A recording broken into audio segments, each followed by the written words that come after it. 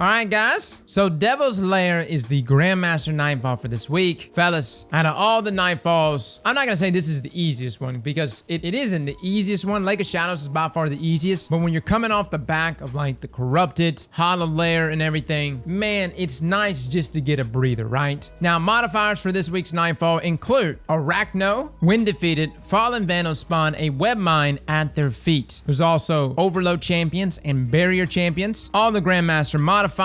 And of course, Sepic's Gaze. Incoming arc and splash damage increase. Which is why I very much advise, guys, having an arc resist mod on. And potentially a sniper damage resist mod, as there's lots of Vandals that snipe in this thing. Now, build-wise, I'm actually still rocking very similar to what I was rocking last week in Corrupted, and that's actually Vex Mythic class. Look, guys, Vex is just so nice with particle deconstruction, right? Just being able to apply that debuff to all the enemies from afar with just a single spray is extremely nice here. Other weapons we were taking advantage of include things like Threaded Needle with Vorpal, Eye of Soul with Vorpal. I'm also rocking the Revenant class, which with this combination of fragments between Whisper of Bonds, Whisper of Conduction, Chains, and Rhyme. This is how I'm able to stay alive, guys. You know, we always talk about optimizing, right? Like how to get through a Nightfall as fast as you can, but sometimes it's just best to go with a strategy that is just the safest strategy. And doing like a fragment combo like that, taking advantage of mods like Protective Light, these are ways in which you can stay alive. Now, I am, of course, rocking the Gauntlet Aeon Swifts. Again, guys, Aeon Gauntlets, man, they help so much. It provides heavy ammo with Sective Insight for your teammates, and if you combine that there with Reactive Pulse, you'll gain an overshield while doing your finisher. Now, the mods that I use this week in terms of our class item still include Particle Deconstruction, but it also included Resonant Siphon, where I would gain Stasis ability energy whenever you or a member of your fire team stuns a champion. This is really nice, guys, as constantly I was just putting out stasis stuff. Now, as for my fire team, we went two different routes. The guarantee way of getting to this Nightfall included 2 wells and a Revenant Hunter is what we were doing. And the back-to-back wells, especially if they're rocking Phoenix Protocol, resulted in Bombat and Les both constantly having a Well of Radiance up. This allowed me to constantly be getting orbs, thus expending my own super, applying that stasis. They were using mods like Focusing Lens, which while standing in a well is proccing, thus the boom strat. And you can see where this damage is really amplified when dealing with trash ads or killing the boss. The other strategy was a little more optimal, but definitely had some risk. And this actually included Les rocking Chaos Reach, and he would actually rock it alongside these 2 mods, Power Preservation, which by the way do stack. But essentially your super final blows create extra orbs of power for your allies. Guys, when he would actually pop his Chaos Reach and use this, he would just throw down so many orbs for us. It was crazy. So much so that we pretty much always did have a well when we needed it, but there were times, especially in the boss room, where we were in a pinch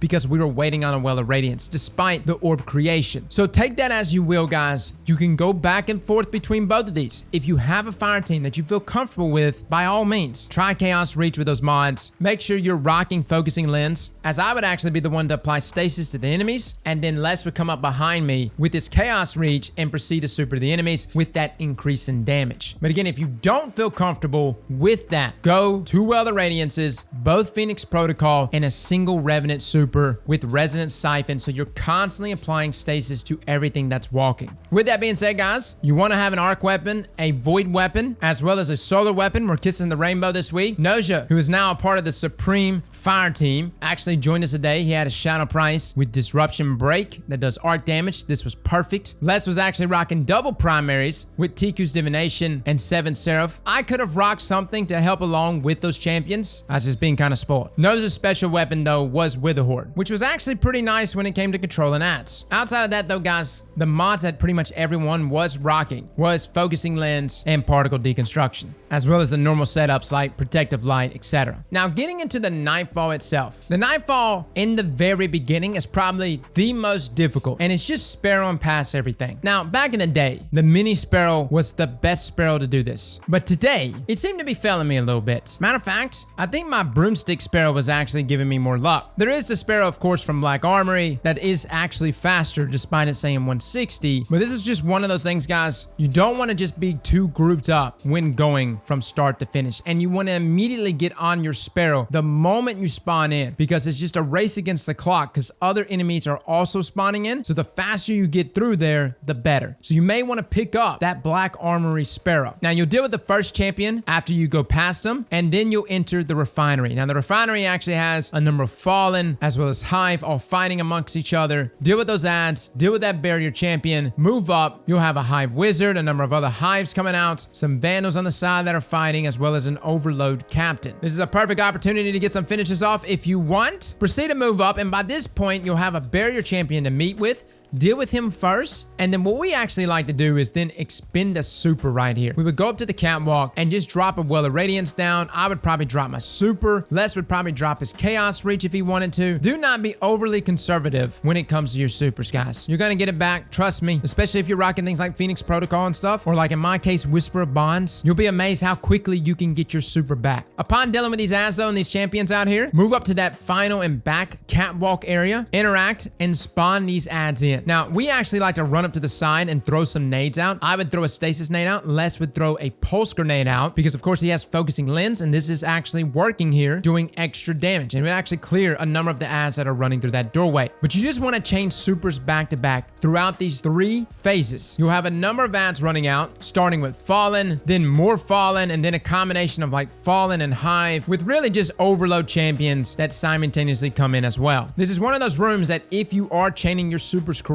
and make sure you are not dead when your friend is popping a super or you're gonna miss out on the orbs, this is a room that can actually be one of the easiest rooms in the entire Nightfall. The only other suggestion I have is when you jump up to pop your super, watch out for the roof, especially if you're standing on this catwalk. You'll hit it and hang your super up there, and it's really bad as it won't kill anything. But deal with all these waves of enemies. There'll be like one Hive Knight that's kind of like kicked off to the side. Deal with that Hive Knight, and that'll actually complete the security measure. Now, the reason why I mentioned that Hive Knight, if you actually see the doorway on the side open up and you run through, it'll still say 2 out of 3, and you'll have to go back. The ads on the other side won't spawn in. So you have to deal with that Hive Knight in order to actually reach that 3 out of 3. Now, upon pushing through, you'll be met with some more Fallen enemies, an Overload Captain, a great opportunity to get a finish off, to get some of that heavy ammo for your teammates, and then enters the Blast Zone. Now, this area can be extremely hectic because there's just lots of enemies in this area. My suggestion is to just open up completely with a super, whether it's a Chaos Reach or something,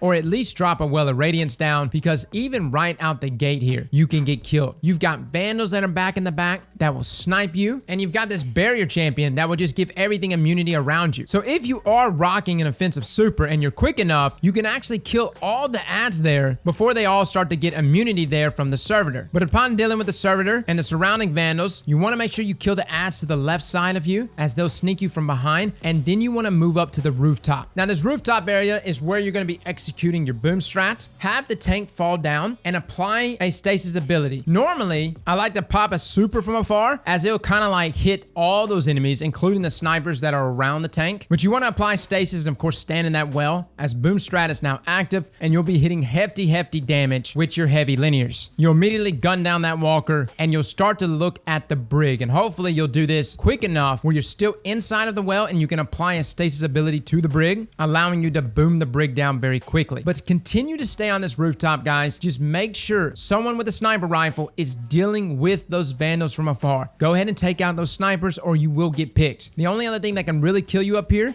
is an occasional grenade. But deal with that brig, deal with an Overload champion that's directly under you, as well as the barrier champion that spawns out there in the open. And what we actually like to do is, after we deal with the barrier champion, we drop down and kind of go under that bridge area, and we'll be looking directly at the brig, the other brig. And again, you have to kill these brigs in order to open up the doorway. But deal with this brig. Man, they're so annoying, man. They're just very beefy, and I really have no great strategy to deal with them other than just unload on them. Vex does a pretty good job, and there'll be a moment there when you reach down to like a third of its health that the brig will like break. It's like half health or a third of its health, and then you start doing major damage to it. It's just that first half to 2/3 is really meaty. But upon dealing with that brig, we like to move up to this pillar, and I like to drop a couple supers here. You're gonna get them back in time for the boss, and then we just unload on all these champions. And if you want, go ahead and get finishes off on these Overload champions before you move into the next phase. But even if you don't get finishes off here, guys, it's not the end of the world, because going into the boss room, it actually opens up with a number of dregs there in front of you, as well as 2 Overload champions. So even if you don't get the finishes outside, you can just finish these Overload champions right here before the boss,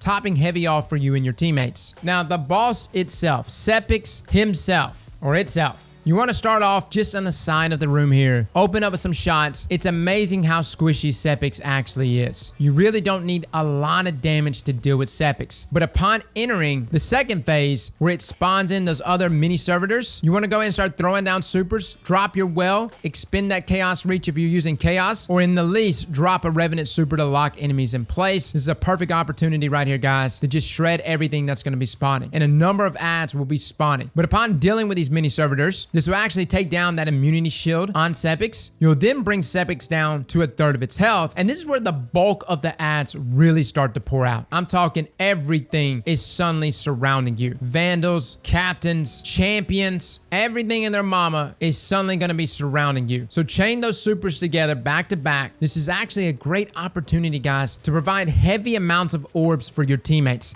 Now, if you do find yourself in a bind in this phase, and even leading up into this phase, even if you don't have Sepix all the way down to 1/3 of its health, take a moment there and back up into that little room. This is your safe room. If you get into a situation where things are just too hot and heavy outside, back up. You can kill everything from the window inside. Or if you have to wait for supers, you can back up. And there are times, even inside of a Well of Radiance, especially if it's outside, that you will still get wrecked. I actually find that if whoever it is that's rocking a Well of Radiance pops it right there by the doorway, that's really nice. It allows you to just kind of go in and out of cover depending on whether or not you need it, and still give you an angle there to peek the boss. But upon dealing with all these enemies as well as the champions, you'll then shred down those unyielding servitors, and then will be the final phase of Sepix health. Now you really do, guys, right here want to focus up, have some ammo ready, and shred Sepix down in this final phase, as a ton of ads will just pour out if you don't, or they're going to be pouring out either way. But you just want to deal with all of them as quickly as you can, as it really is easy to get overwhelmed here. So the first 2/3 of its health, not really a big rush. That last third of its health, you want to go ahead and kill Sepix as quickly as you can, allowing you to complete that Nightfall without having to deal with that last wave of ads. And you'll still get platinum. Overall, guys, the loot for this week is Uzume as well as Plug One. This is a Nightfall that I know we can trim down some time on. We got down to like 18 minutes. I'm pretty sure we can get down to like maybe 13 minutes. That's my guess. If we find a way to over optimize, we'll probably put up a live feed of that one. But understand, guys, speed really isn't everything, especially if you're just fighting people on LFG. Go with the strat that is repeatable and consistent. 2 Well of Radiances with a Revenant, perfectly fine. You want to incorporate Ursa Furiosa in here? Go right ahead. It doesn't have to be the fastest time all the time. There were many times today that even our most optimal strat got shut down 2 or 3 different times right there in the boss room. Whereas when we rocked 2 Well of Radiances, we never got shut down. So something to just keep in mind, guys. We do get hung up on the times. We want to get the fastest, most optimal run possible. But if you actually take into account the times that you failed with that so-called optimal strat, you'll find that a slow and steady way of doing this is really the better way. Well, fellas and ladies, thank you all for coming and watching. And as always, Slap that like button like your mama told you right.